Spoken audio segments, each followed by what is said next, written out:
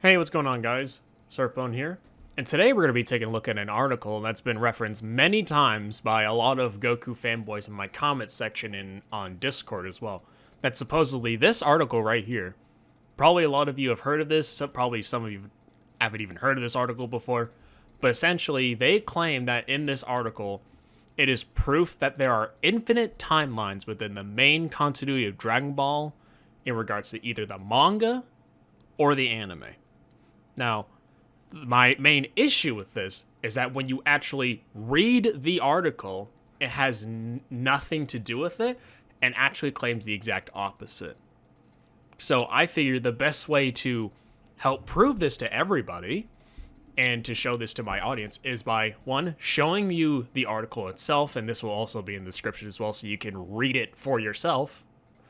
But this article, as we go on to learn, is essentially just a technical illustrator or journalist who's not even associated with Toei under any circumstances that basically just wrote an article for them about him just being curious about how time travel and timelines work so that he would better understand the series for himself.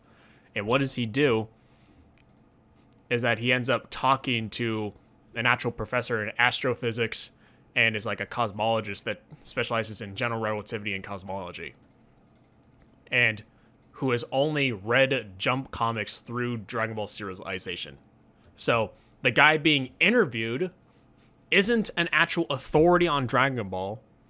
He's just making his own conclusions based off of what he's seen within Dragon Ball and also answering the interviewer's questions along the way. So let's just read this.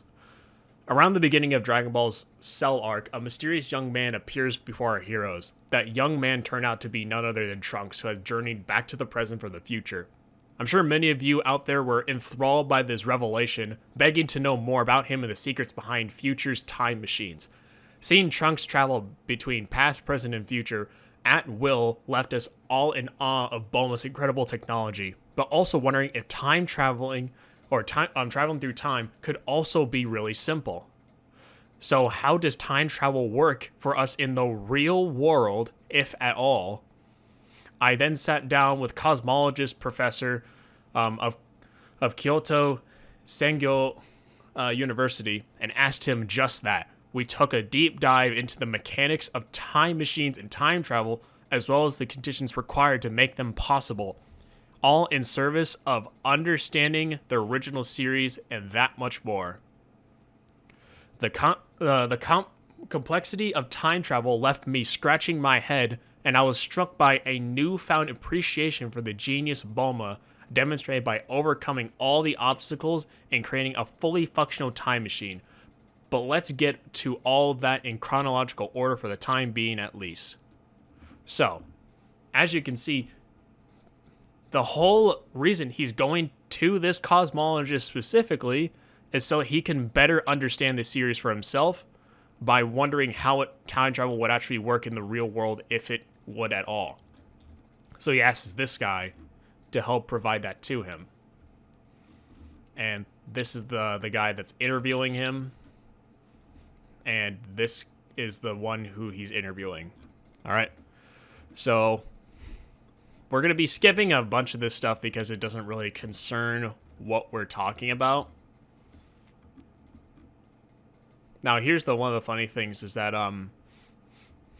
they talk about having to, like he says, it could either be a craft that's capable of surpassing the speed of light or a physical space that bends space-time and creates a shortcut through it. Now, this idea is kind of how essentially the whole idea of hyperspace works within like certain science fiction, and how they've determined if we were to travel to places beyond the speed of light, how we would actually get there is by literally bending space between 2 points. Like if you took a piece of paper that was flat and you folded it over top another point over that piece of paper, you would then travel to that space you would travel to that other point in space by traveling less distance just by folding it. Right? That's why he says that you bend space-time in order to create a shortcut. And that's kind of how like people thought of, like scientists have been, like there are some other like videos you can find on YouTube, I'm sure, But I remember a scientist was particularly saying, if we were even to create a machine that can actually travel the speed of light, it would still take us years to even like travel to certain places in time. So our whole research is to actually figure out how we can bend space-time so we can get to places faster. But anyway, so if we just skip this part to the very important part, the parallel worlds and time paradoxes. And this is the interviewer goes, now we've all hopefully got at least a vague understanding of how time machines could work. I decided to ask about parallel worlds and time paradoxes. Time paradoxes occur when some kind of contradiction or loop is created due to their travels to and from the past and future. In order to enable time travel, we'd have to find a way to resolve them. Even within Dragon Ball, Trunks has altered his universe's history slightly by going back to the present to discover the android's weakness.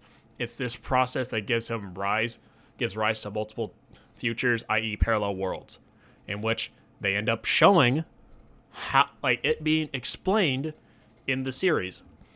Now, this is where people have vehemently taken this part out of context to such an utmost degree. So, let's look at this, the question being asked here. Could you tell me a bit about the latest parallel world research? This is the interviewer asking this to the professor. And he says that the concept of parallel worlds originates from the study of quantum mechanics. It says that at this moment, there are infinite universes that exist, and each one of them contains one you. So if there were, say, 10 universes, then you'd simultaneously exist in all of them. Simply by cognizing, I'm here, the universe already around you manifests. This is what's known as the many worlds interpretation. And this whole thing is based off of the interviewer asking him what the latest parallel world research was and where the idea came from. And that's what the interviewer is asking. This is not in regards to actual Dragon Ball, as some people have led you to believe, because not in this one, which we'll read as well. So you're saying that there are multiple universes and that the universe in which you assert I'm here becomes a fixed as your universe. And then the professor says, we're living in a reality built on the multitude of universes that are constantly being spawned with every decision we make. Assuming you travel to the past, you wouldn't be in the past of this universe, which is the result of the accumulation of decisions made by its inhabitants, but a completely different one, in other words, a parallel universe. That reasoning allows us to resolve the paradoxes that accompany time machines. This is in regards to our universe, right? Like our real world. Because in the next one, they then ask, so in Dragon Ball, the future where androids run rampant and the one where they are destroyed, where they're defeated, are actually completely separate universes. He's like, that's right. If you successfully traveled to the past, then attempted to return back to that point in time you started from, the universe you arrived to would not be your original one, but a parallel world where you had traveled to the past. You'd essentially be in a new universe with a different history. Now, this is the cosmologist's theory about exactly what happens, and then says, just to clarify, even if you never step foot in a time machine, the decision you make from moment to moment spawn universes precisely. And this is just reference to our universe. But yeah, this demonstration is clearly far different than what is presented here. Because this is how the writer, is assuming the professor is trying to explain is going on with Dragon Ball. Because there's a completely different question in regards to how Dragon Ball works and then how our real world deals with parallel universes. Now, this is just only speculation and a theory about how parallel worlds would work.